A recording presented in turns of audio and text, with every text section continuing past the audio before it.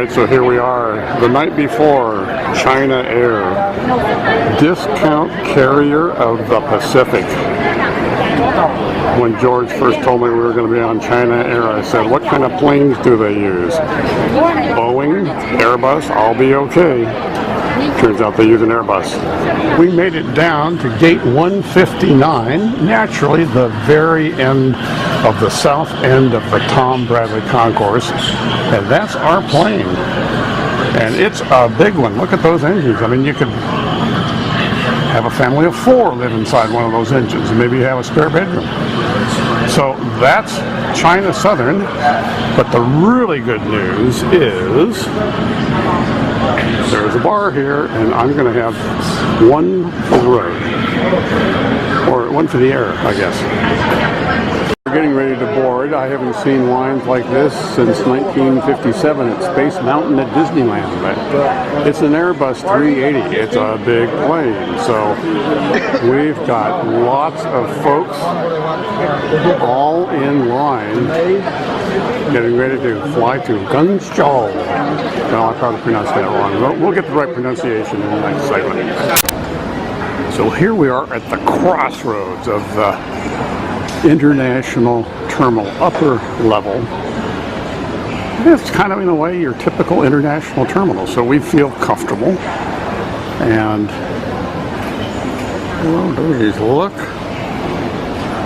Boy, you know, you fly 10,000 miles and you run into somebody you know. We've arrived. 18 hours of a 2-hour intermission. Here we are in Kathmandu. We're through customs. It's crazy out here. All right, so here we a traditional Nepali greeting from Ram, our spiritual mentor and guide. Stand up straight. Stand up straight. Chin out. Okay, we're good. Go ahead. Yeah? Yep. Welcome to Kathmandu. Second home. Thank you. Okay. All right. So, 18 hours from LA to, what's the name of the city? Guangzhou, and then 2-hour layover, and then 4 hours here. To Kathmandu. 15 hours in customs immigration. Right. Oh my God. So we're hale and hearty. And they didn't take any of the stuff that they told us. We took photographs, we took documents, birth certificate, everything, and they didn't need any of it. Didn't need any of that stuff. Yeah. We don't care. We're just glad we're here. Day 18, we slept well. We were at the Kathmandu Grand Hotel. Grand, of course, is a relative term. There's our George. There's our vehicle. Now we're not all going to get on the motorcycle there. We're going to get right on that Toyota Land Rover. Say, we talked about the electrical system here. If you're going to be a electric repair guy, I don't know where you start if somebody says, I don't have any power, and how do you trace the lines? Alright, so we have Ram in the middle, our tour master, owner of the agency. Guy at the red cap is Mr. Asuk, who will be our guide and translator. George, you know, on the right. And Mr. Asi, you can't see much of, but he's our driver. Last minute instructions, we've got about a 5 to 6 hour drive today. So we're going to have to entertain ourselves, which I think we can do. We're still working our way out of town. Yep. So, do you know the population? How many people live in the Kathmandu area? Roughly? Nearly 3.5 million. 3.5 million, okay. All right. So, George, is that a live chicken or a dead chicken? Live chicken. That's a live chicken? Yep. Yeah. Oh, that poor chicken. It's a reincarnation. Come back as a chicken and hang off the back of a motorcycle. Yeah, I don't know. Pretty bad. Yeah. We are over the hill and down the other side. We have a paved road. Life is pretty good now. Except for that poor chicken. Well, we've been on the road for a couple of hours. When you find a place with a lot of cars and a lot of buses and various nationalities, you know this is a place you should probably stop. So that's what we're going to do. As long as I don't get run over by this bus. Could be an early casualty on the trip. Alright, so our little stop is a nice little green place. A green oasis in this very dusty country. George is being good. He's consuming a small quantity of Fanta. I shouldn't have that beer. That's a big beer, but it's a good beer. It's called Everest beer. Surprise, surprise. I'll probably regret it later on, but that's what pee bottles are for. Well, it's a car all full of guys, so there you have it. So right next to our little oasis is a rice field. We're starting to see more and more of these rice fields. Come harvest time, I don't know where they get the manpower. There's one, you can't see her now. Oh, there we go. I don't know what she's doing, whether she's picking rice already or whether she's just cultivating the weeds, but there's a lot of rice, and it's a back-breaking job to pick that rice. I wouldn't want to do it. All right, if you see a big bus, you know it's probably safe to stay. So let's check it out. It's time for lunch. All right, looks like a buffet with let's try rice and noodles and other sort of stuff like that. So we're going to check it out.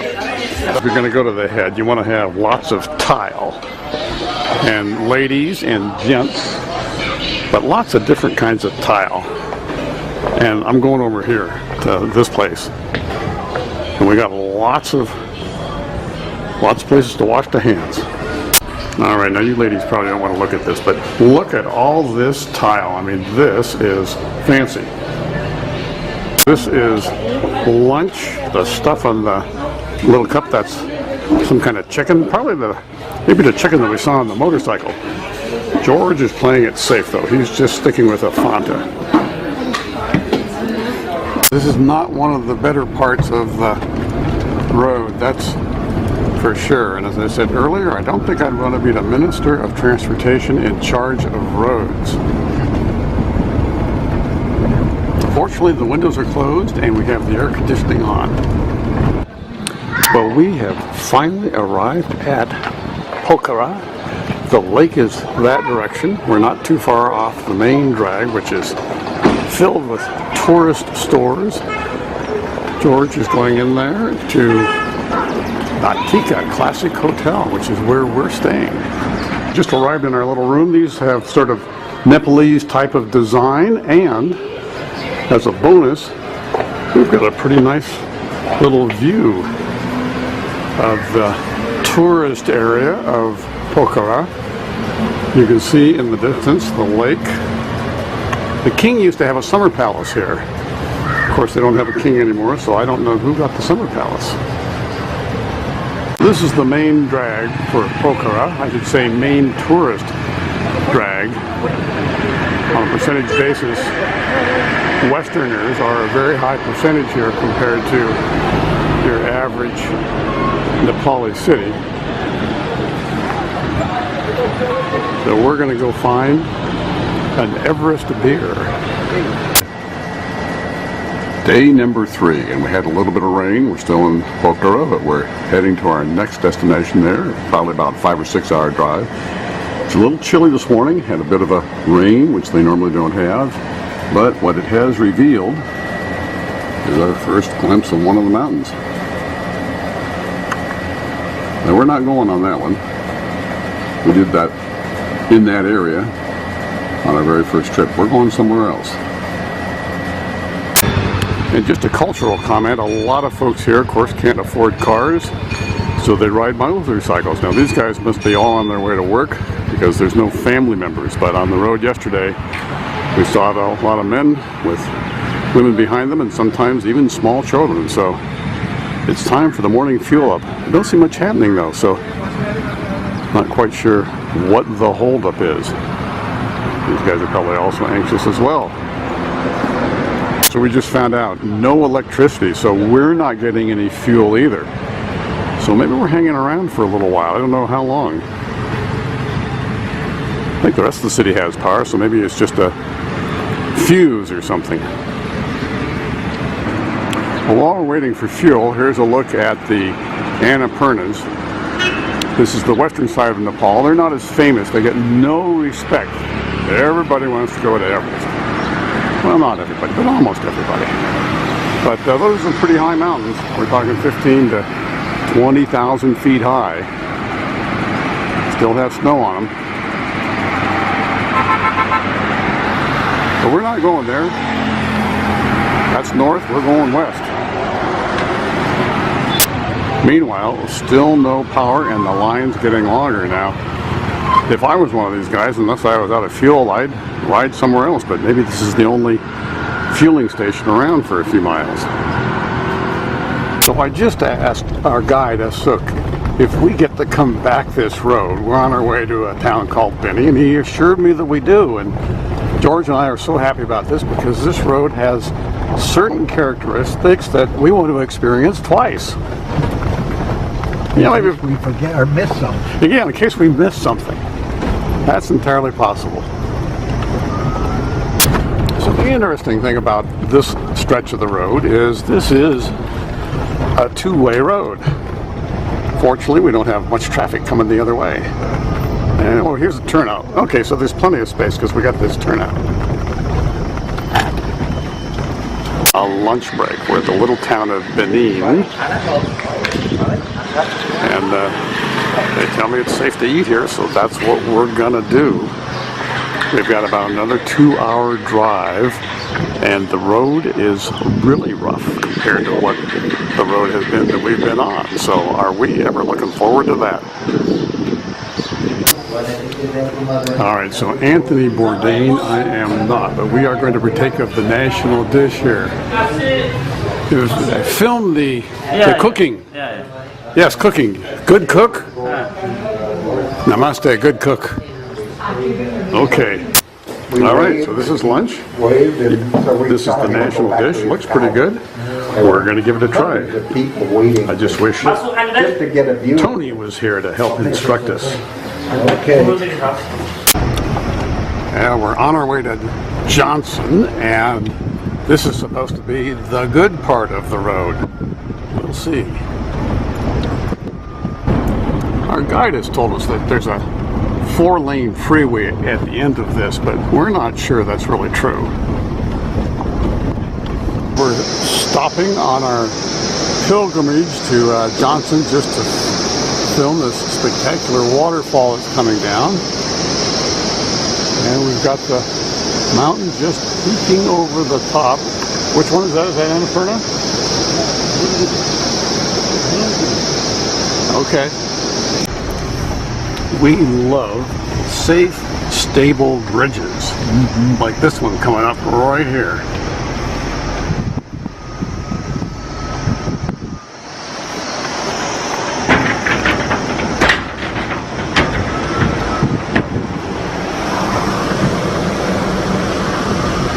What we're going over.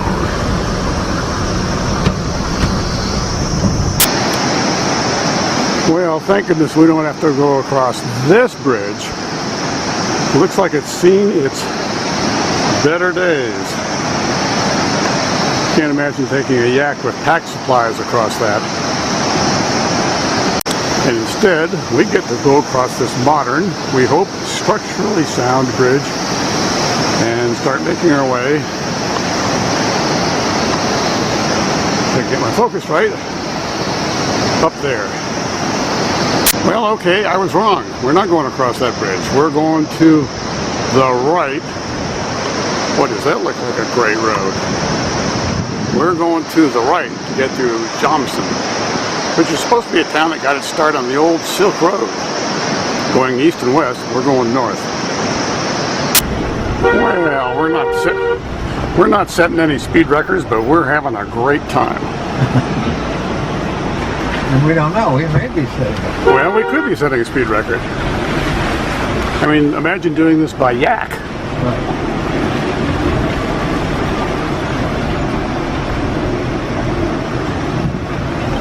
So we're backing up because this silly bus wants to get through, and they're bigger than we are. I think it's shorter for us to back up.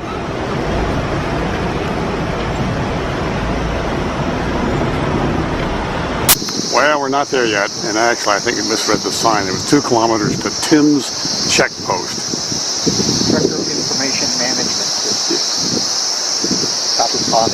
Yeah, well, that sounds pretty good. Yeah. Makes sense to me. All right, so we had to get permits. We've got our permits. Our guide is showing them, and hopefully they will let us pass. So we are continuing our journey, and where we're going is somewhere up that valley. So we're not there yet, and it's going to take us a while at 4 miles an hour. Did I mention that they love suspension bridges? This place is a mess in terms of mud and people and buses and cars trying to get by, but the reason they're doing that is because of this waterfall. Pretty spectacular.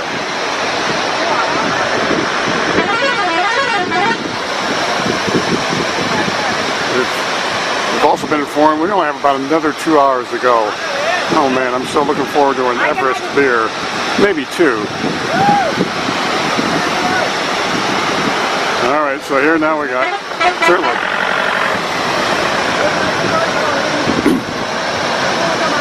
Alright, you can't make this stuff up here, but they're gonna squeeze by. They're marvelous at squeezing by. And somehow nobody hits anybody. At least from what I've seen so far.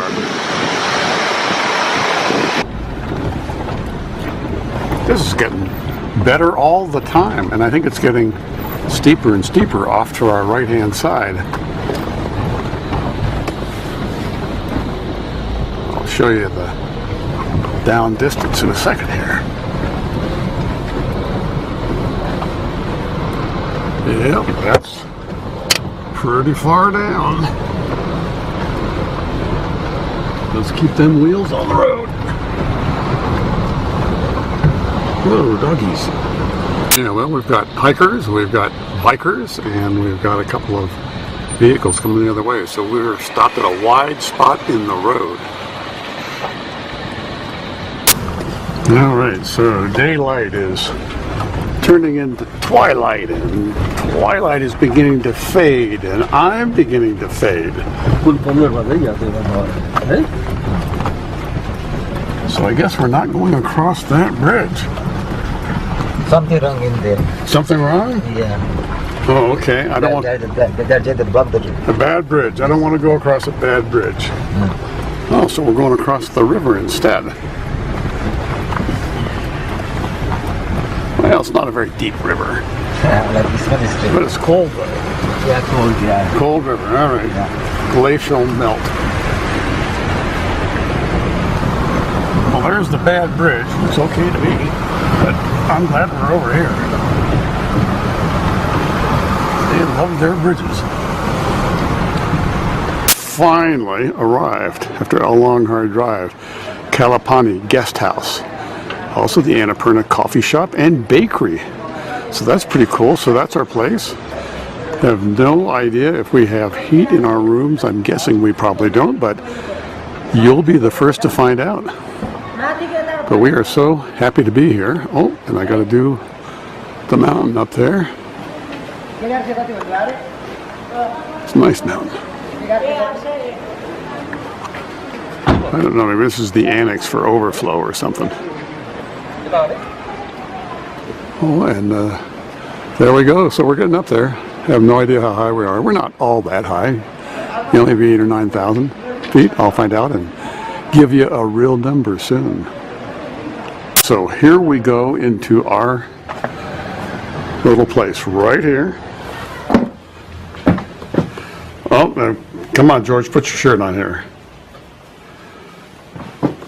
All right, so George and I have been in the Annapurnas before, and this room actually is luxurious by some of the standards that we've had. It does not have any heat. I did find out that we're only at 7,500. For those of you that know about Big Bear, I think that the Top of the ski place, Snow Valley or Snow Summit, is probably about 7,500. So we're going to be fine. Day number 4. The day dawned crisp and clear. It's a good thing I don't use hackneyed, trite phrases to describe the trip. Meanwhile, getting a little sun on the western ridge there. We're not going there today, but if we were, that's where we'd be. Those are probably about 15,000 feet high, maybe a little higher. We're going somewhere to the left, and I don't think we're going to be in snow, but you'll be the first to know if we are. Got to go now for my hot ginger tea, a little bit of porridge. Our unheated room really wasn't all that bad once you get underneath the duvet, fully clothed. I am going to have to stop drinking 16-ounce Kingfisher beers before bed, though. It's just brutal going to the head in an unheated room. Now that we've got full sun on the upper mountains, and we can see a little bit of wind coming off there, it's worth one more shot. We've got about a 5 or 6 hour drive, and then we're going to do our first little trek. It's not a serious trek because this is a victory lap trip for us. We don't need to do any hard stuff, just some fun stuff. Well, this is our first stop of this morning. I guess this qualifies as a village. No 7-Eleven, no gas stations. You see all the new homes going in? But we do have new homes. We're going to get to that in a moment, but we have to take a quick shot here of the surrounding landscape. But maybe things are looking up for this little village because we've got some expansion going on right here. Hotel Cheer. We got some chickens too, though. Pheasant Valley. Pleasant Valley? Hotel Cheer, Pheasant Valley. Pheasant Valley, all right. Well, they got power. So we've stopped in the little town of Tucci for some fuel, some petrol, some diesel in this case. We're still along this river. We've been following the river valley up most of the morning. We still probably have about 4 hours to go before we get to Johnson. Better be worth it.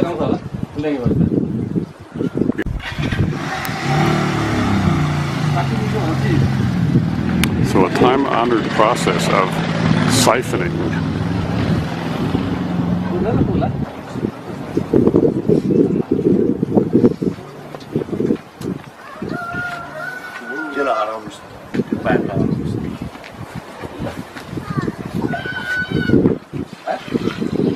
Got the gravitational suction going. Notice he didn't keep his mouth on the hose all that long. Just needed to kind of get it going before the diesel got to your mouth. We've just arrived at the little dusty town of Johnson. Trekker's paradise. You see some bikers taking off in the distance. We are going to have some tea at Hotel Trekker's Inn. We're going to go upstairs and have our tea. So we're going upstairs in the Trekker's Hotel. Nice couple there, wanting to get their picture taken. So this is a pretty typical Trekker's hotel, and here is a Trekker's room. So we're headed for the upper balcony. For those of you familiar with Hennessy's upper deck in Hermosa, not quite exactly like Hennessy's, but here we are. So I just sat down and noticed this spectacular mountain, which George tells me is a Nilagiri, but we're going to check the pronunciation. Meanwhile, there's contact with the outside world because there's somebody with a satellite dish. So we've left the little town of Johnson. We're heading north Further north we get, the more it starts to look desert-like as we get close to the Tibetan border. We don't have any Tibetan visas, so we'll have to stay on our side. Unless no one's looking, maybe then we'll quickly step over.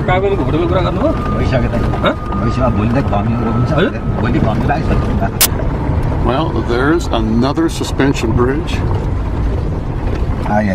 Looks to be in relatively good shape, but why someone would want to get to the other side, I don't know.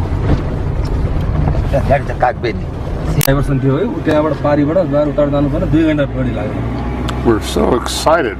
Blacktop. We have not seen blacktop in 2 days. This is pretty exciting. Blacktop without holes in it. Yeah, blacktop without holes. Well, yeah, we saw blacktop, but it had a lot of holes. This is nice new blacktop. And here come some truckers.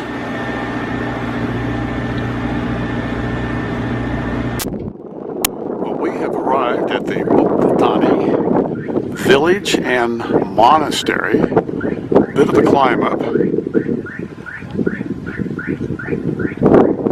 I assume that's the monastery with the red roof. Looks rather modern. I thought monasteries were supposed to be ancient, several hundred years old. So maybe I've got the wrong building. Maybe it's on the other side. We'll soon find out. Well, okay, I should have known that a nice modern building with a red roof was not the monastery.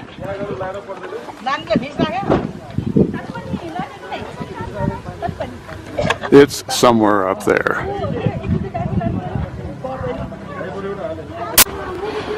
It's coming into focus. I think we're going up there. I also think we're around 11 or 12,000, which is why I'm a little out of breath. All right, so just up those steps, and I'm hoping on the other side of that wall.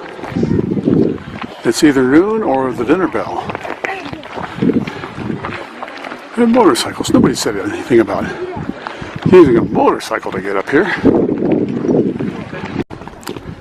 All right, we're inside. The aspens are turning. The suspense is building. I don't think the Buddha himself, of course, is here, or the Dalai Lama, but I'm sure we'll be pleased and amazed.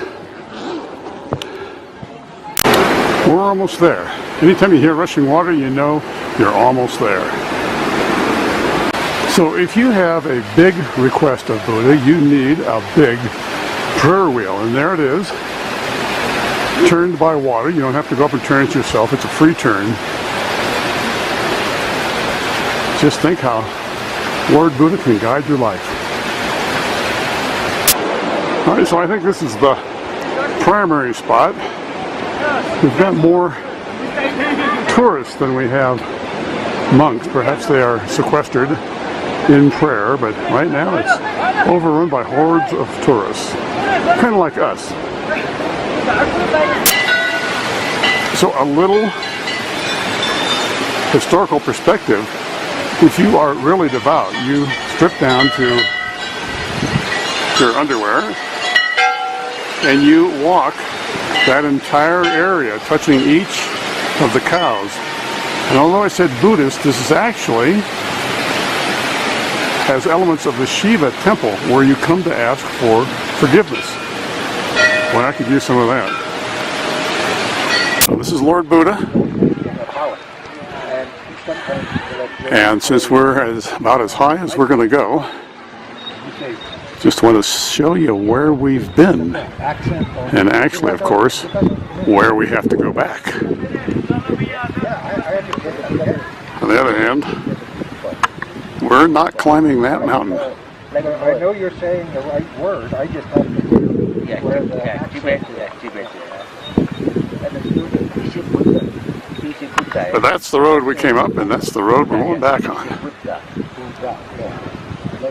All right, so we are down off from the monastery. We're going to lunch at Hotel Grand Shambhala. Shambhala sounds like a distant record name. Anthony Bourdain, we are not. So my meal They did have pickled yak liver on the menu, but like I said, that's why we're not Anthony Bourdain.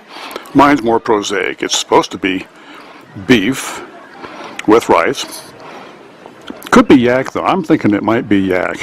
Mildly spicy, a little chewy. Actually, pretty good. George wanted a cheese sandwich, but it's got sliced onions on it and pickles, and he's pulled the onions off. And onion. Excuse me, and onion. So this is our lunch for today. Not drinking enough. I think you're right. All right, so this part's for Susan. Well, A nice little hotel kitty right there. A little high altitude kitty. I'm just kidding. Great, 2,800 in here. Haven't seen many cats in Kathmandu and Nepal and everywhere else. I'll give you to your owner. But in the meantime, I'm going to call you Kathmandu. Okay, Cat? Right, cat for short. We just call her Cat for short. Cat for short. But on your birth certificate, we put Kathmandu.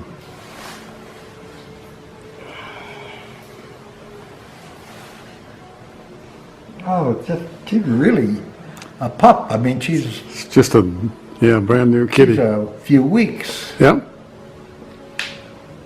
Oh, and have you made a big mistake? You know, I've been told this is the great room. Our room's upstairs.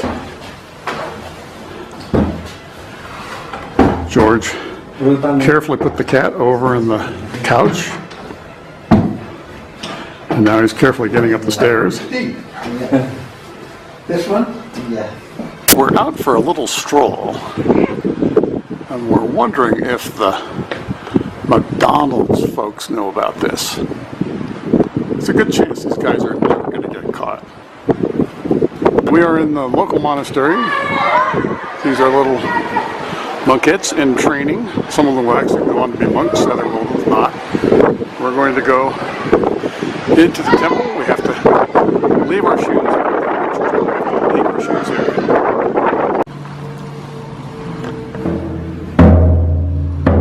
Oh, I think you're a natural, George. this is also a monk. Monk, like a monk, get to play this one.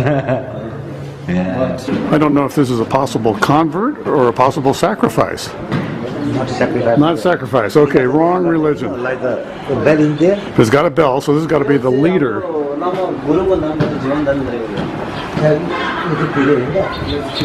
So George, you're not going to let a sheep buffalo you now, are you? Just because it has very long horns and looks like it's ready to butt you?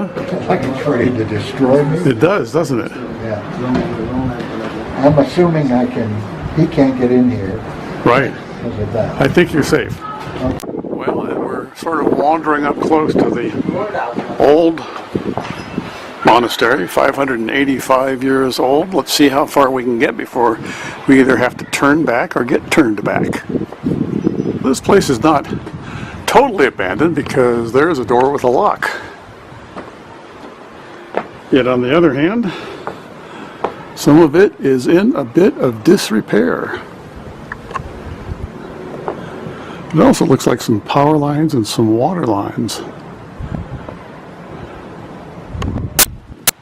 Prayer flags flapping in the wind. Reminds me of the early part of Batman Begins. Is this real life imitating art or art imitating real life? And of course we have the series of prayer wheels here. If you are a devotee, you have to pass by and give a gentle touch to every single one of these wheels. And then there's a whole another set above. That's only for Tibetan basketball players. The tall ones, of course. Oh, first it was Yak-a-Donald's and now it's Applebee's. But notice the little B, so I don't think there's any trademark conflict here. We are at, I think, the north end of the village. or whether it's north, south, east, or west, it's the end of the village. And so we're looking up the canyon, up the riverbed. And here's the sister or the brother, maybe a cousin.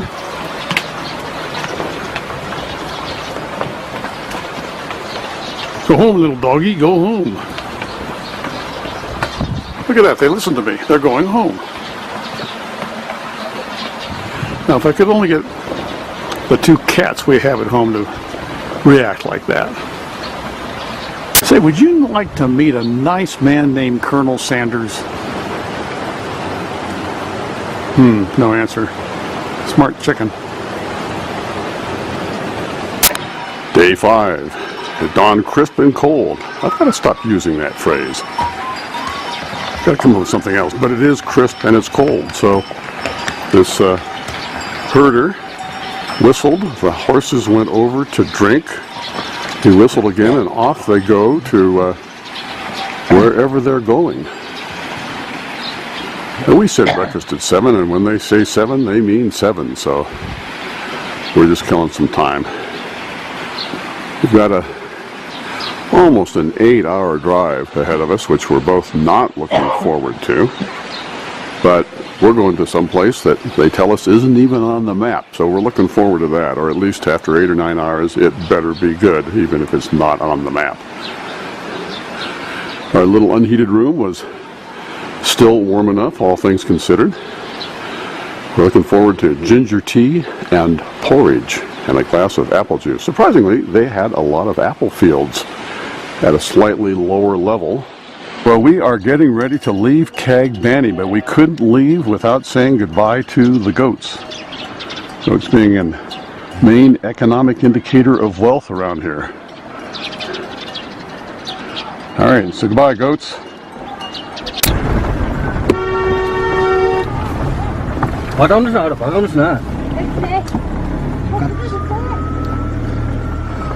Got some slow-moving cows.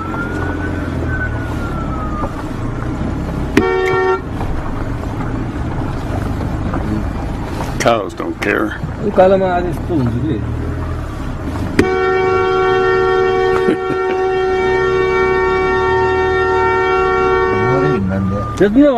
I don't think the horn is working.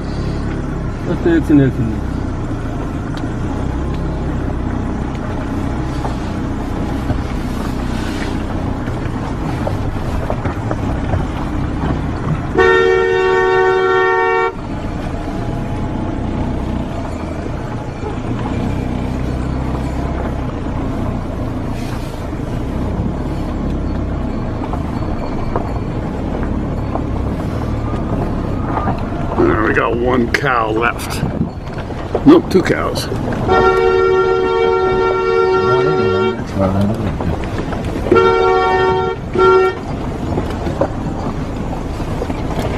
Alright, we're past the cows. Stopped for just a moment so that we can take a look at some of the spectacular formations that are around here. Looking down the valley, that's where we came from. Never end with a preposition, huh? All right. So, haven't seen a selfie stick in a while, huh? All right, Chuksun, that's the little town where we're going to be staying on the way back. But right now, we're just driving through. At first glance, this would not look like an official checkpoint, but it is. Yes, even in the remote regions of the Himalayas, paperwork must go on. It's possible that that sign right there tells us everything we need to know. We need to check in. Things need to be accounted for. People need to be counted. And it's all right there. Say, have I said before, they love their suspension bridges. There is a big business for guys that build suspension bridges. The other interesting thing is we have something of historic importance over there, and I don't have George's guidebook with me, so we'll have to tell you what that is on our way back, because we're staying somewhere around here overnight on our way back. No cell service, and I suspect no Wi-Fi. All right, we've run into a bit of a challenge. That used to be the road, but it looks like the water's a little too swift. So the question is how to get across. Stay tuned. Could be interesting.